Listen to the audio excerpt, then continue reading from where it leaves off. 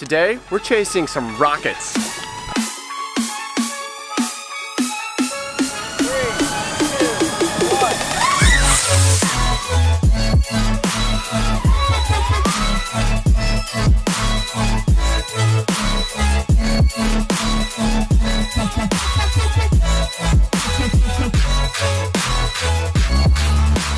So we've been getting into crazy chase shots. FPV drones are an amazing tool for getting video clips unlike anything else. You can use these drones to get really dynamic shots where you're chasing objects as they're speeding down the road or flying through the air. We did a shoot recently where Vanover chased an arrow flying through the air. Such a great shot. It was so cool, but it took a lot of tries. It was really difficult, but the payoff was awesome. And we've been thinking, how can we top that? What's something else that flies through the air that we gotta chase? What's gonna be that next big challenge? Rockets. It's kind of like an arrow, right? And it's gonna leave a trail of smoke. Hopefully get more time in the air, right? I did rockets with my dad as a kid, so I've definitely got some experience with it.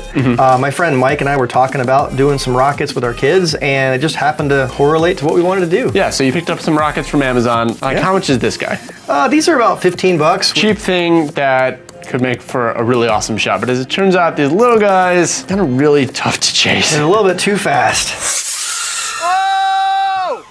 I lost it.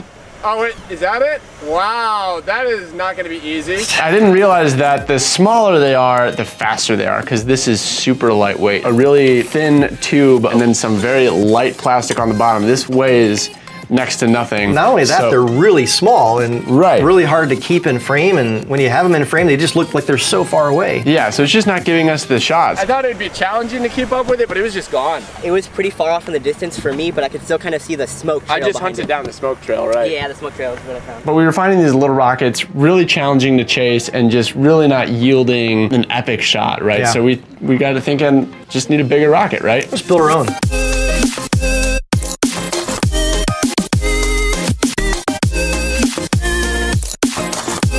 My daughter actually watches another YouTube channel called King of Random, and I just happened to stumble across them building their own homemade rockets. They called it the Randomizer rocket.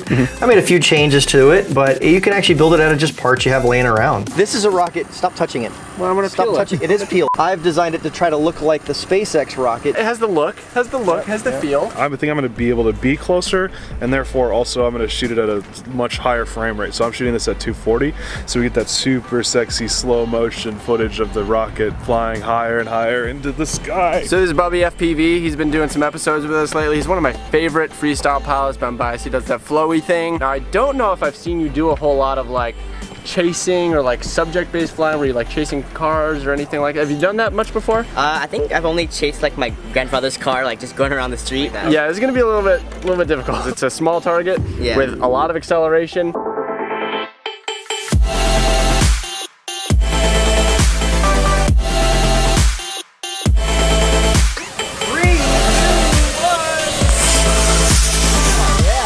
Somebody tapped it.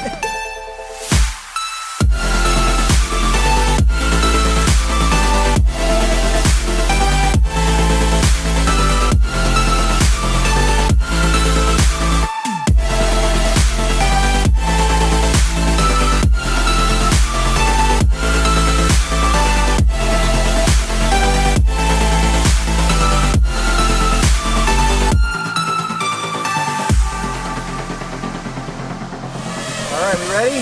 Yep. 1, 2, 3. That thing's so loud, I don't even know where the heck it went. Oh my god! Okay, I did get it. that? You did hit it. I got it. You got it. I went straight for it. I went straight for it. So this is definitely a lot easier, but it's certainly no easy feat. And when we did the arrow episode, I mean, we fired that thing over and over and over. I think I shot that thing 100 times.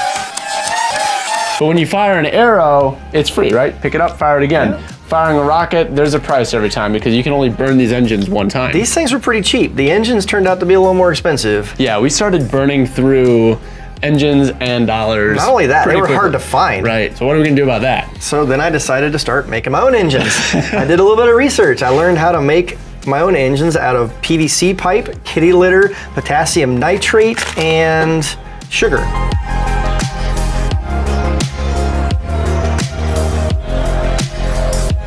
So I bought a lot of PVC so we can make a lot of engines. Shoot Does multiple the engine rockets. stay in the PVC? Oh, the PVC is the The engine. PVC is the engine. Oh, because they use like a cardboard thing before. Right, normally they use a cardboard thing, but this is a really big engine. This is comparable to an E45 engine.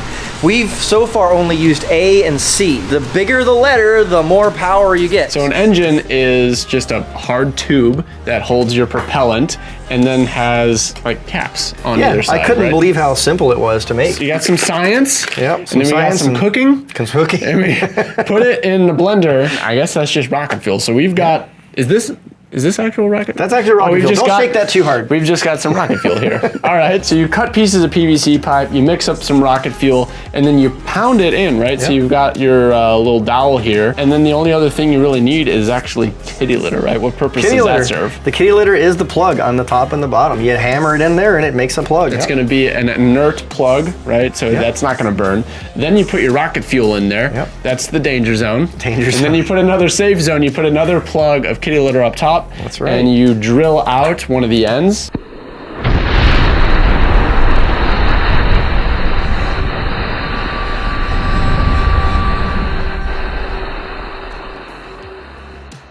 So- Turns out that drilling the hole is really important to get that right. Yeah, that was one of the things that you struggled with the most. Definitely, was yeah. Because the variances in the holes was creating all sorts of crazy different flights, Yeah. right? They were shooting off to the side. Yeah, it running was- too fast. Oh my gosh. Something. Oh wow.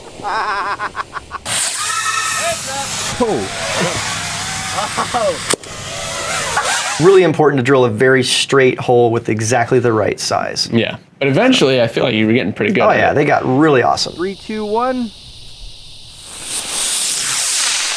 Oh my gosh. That was way better. So now we're making cheap engines. We've got a big rocket or a bigger rocket.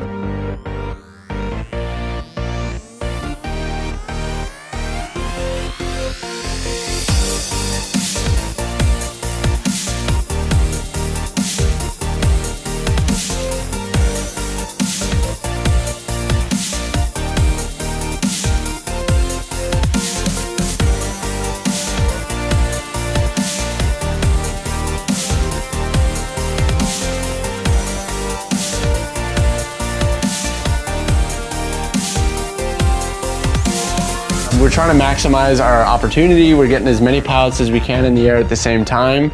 So we tried strategizing a little bit, right? So putting one pilot on the close-up from the launch, one pilot starting further away, just doing everything we can to get our chances up. So we're flying with the DJI digital FPV system. While we're fiddling with these rockets, trying to get a reliable launch, we don't need to be too stressed about who's on what channel. It pretty much sorts it for us, right? So you just plug in, everyone's on the system. It'll keep all the pilots from interfering with each other. Not only that, but it's easier to see the rockets too with the higher visibility, with the higher Oh resolution. yeah, once you're up. But even though the FPV system is in HD, it's very unpredictable. Right, the wind is going to change its path. The igniters, right, the process of lighting these things off. So igniters are these things that tie into your fancy button. You hit the button, this burns and it ignites Yep. the engine, right? And that turned out to be not 100% reliable. This thing doesn't have enough voltage.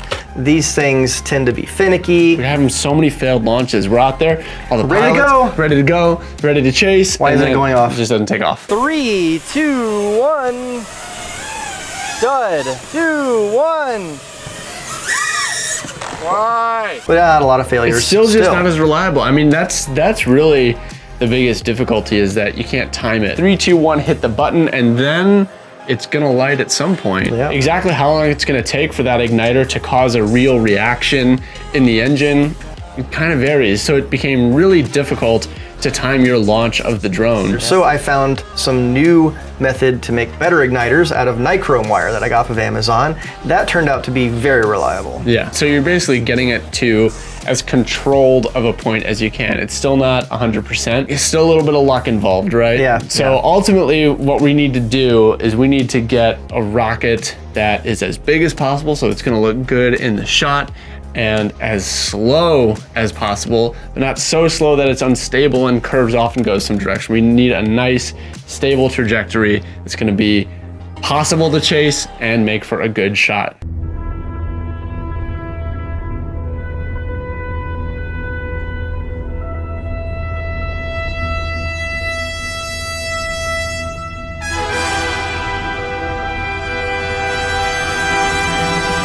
there we go. How about this? Is that? Is that big enough? Wait, on the ground, that's almost as tall as me. So pretty this is tall. about a 5-foot rocket. This is the new prototype Sean's working on. Doubled up the foam, feels strong. And again, it's just so lightweight. So I actually designed this. It's kind of inspired by flight tests and all of the building that I've been doing from back in the beginning with airplanes. David Vindestal actually inspired this top nose cone with his flight test Vigan. I actually made the nose cone to be a bumper. And unlike some of these other rockets where the nose cone deploys and then there's a parachute, this is not gonna have that. When we were chasing the foam rockets, I think it was actually making for a very cool shot for the rocket to just nosedive into the ground. The problem is they get beat up pretty quickly, right? Pretty fast. And that nose cone gets ruined, so you think you've got a solution to that though. It can crush itself and save the rest of the body from damage. So I just tape it on there with some packing tape and I can cut it off and slap another one on there when it crashes. So when you go out to the field, we're gonna have a couple of the main bodies because you wanna have a few different attempts. Yep. And then just a bunch of these nose cones. So we're carrying a DJI Osmo Action. You can tune it with ND filters and shutter settings to make the most pleasing and cinematic image. So we're trying to use the screw-on ND filter kit so that we can tune the shutter speed to get good subject background separation, right? When you got your shutter speed tuned properly, you're gonna get that blurry background from the motion. Everything is coming together to make a really good looking shot. This is gonna be a really difficult shot to pull off. No matter how many variables we try to control, it's still gonna come down to tremendous pilot skill and a little bit of luck, right? And some good weather, definitely. Yeah. All right, we're back out here. It's pretty hot as usual, but this time we've got 4 beautiful looking rockets built, and we've got lots of rocket engines to propel them. And I'm also thinking that this recipe is gonna provide the most reliable performance we've ever had, so we should get lots of launches, lots of attempts to get the shot. We had a whole crew out here before, just trying to maximize our chances of getting the clip, and we got some really good clips, but not the clip. So we're back out here, pretty much on me and Sean to pull off this whole operation. I'm hopeful though.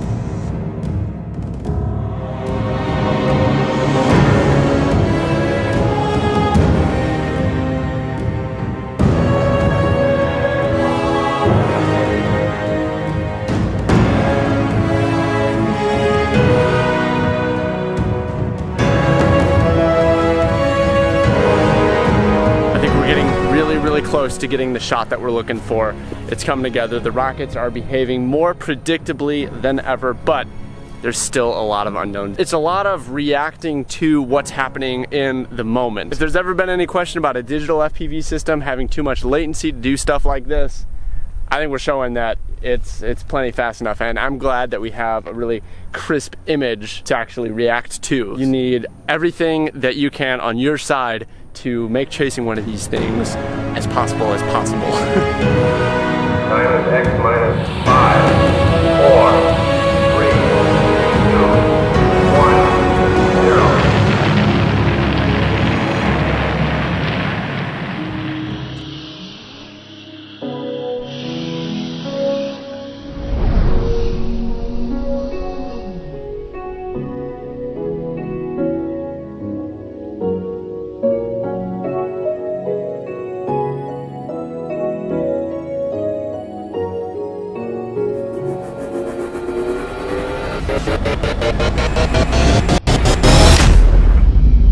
I think that might have been it.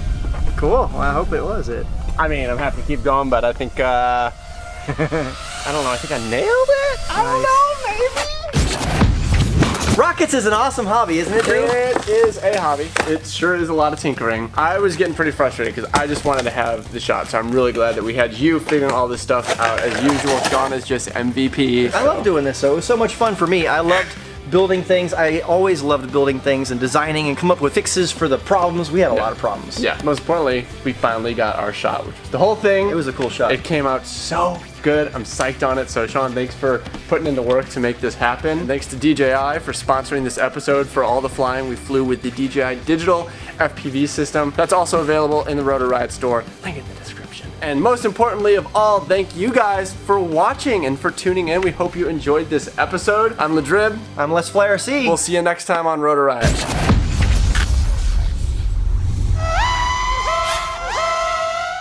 This is rocket fuel. There it is. Yeah, it goes on the blender right here. Should I drop a match in it?